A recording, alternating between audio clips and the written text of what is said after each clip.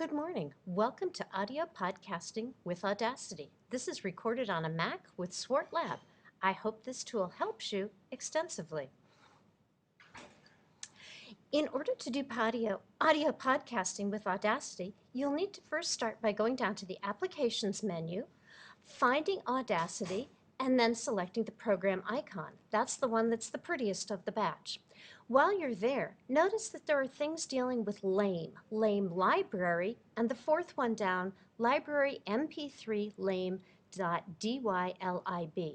If you're finding your Audacity files do not record correctly at home, it probably has something to do with the lame. If you don't know anything about downloading things, programs, and installing, talk with one of your friends who can help you with that. In the lab, they should be working just fine. I will click on Audacity to open the program, and here we have it. You'll notice it's a fairly blank screen. There's a variety of tools that you will need to help you. In the top left-hand corner, there's the eye, there are some triangles, a pencil, and so forth. We will be using these to manipulate our files. In the middle section, there are going to be some purple triangles, a green triangle, a red dot, blue equal sign, a yellow square, and two other triangles facing to the right. This is what helps us go, record, and stop. In order to record something, what we will need to do is know what we're going to say and how we're going to say it. Then we simply click on the red button and we will start our recording. Here goes. I have clicked on the red button and you will notice that you can see my voice going up and down. That's good, all is working. I now click on the yellow square and that stopped it. In order to record, now I can play back my voice by clicking on the purple triangles and then the green one. Here we go. I have clicked on the red button and you will notice that you can see my voice going up and down. That's good, all is working.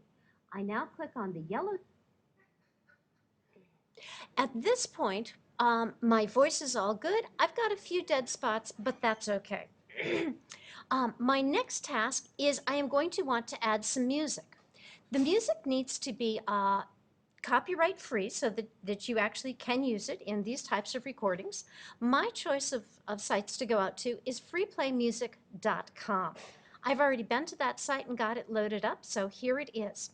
What you can see is they have a wide variety of different types of music as well as different styles and feels.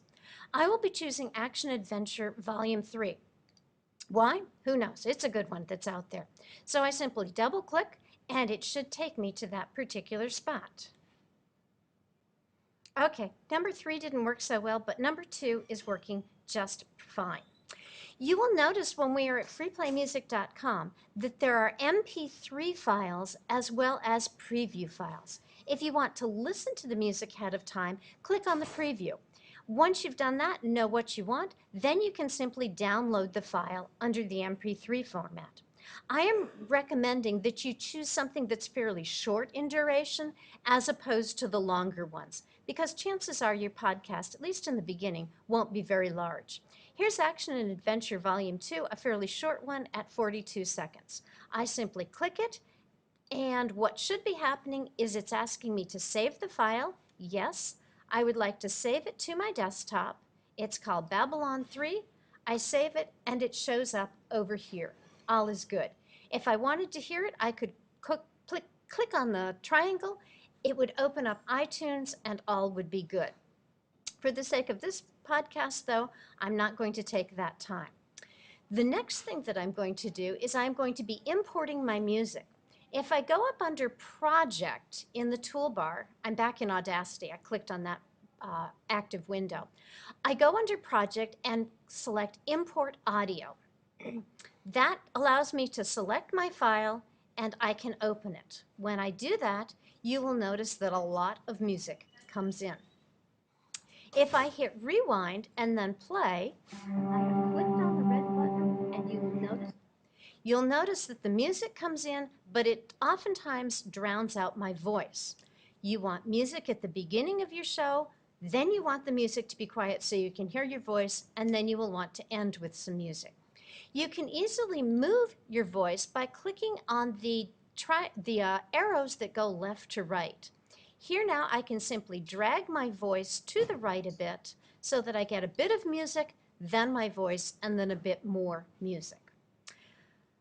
Okay, then what I'm going to want to do is I'm going to want to have the music loud, but then the music quiet. So I go to the upward and downward facing triangles, I click on that, and you'll notice my cursor turns into some triangle-y types of things. What this allows me to do is to set a spot where I can grab my music and turn it down much, much quieter. Every time I click, I get a spot so that I can expand the music up or down. There we go. So my music is going fairly quiet, and then it is going up larger. I'm now going to click back on the eye.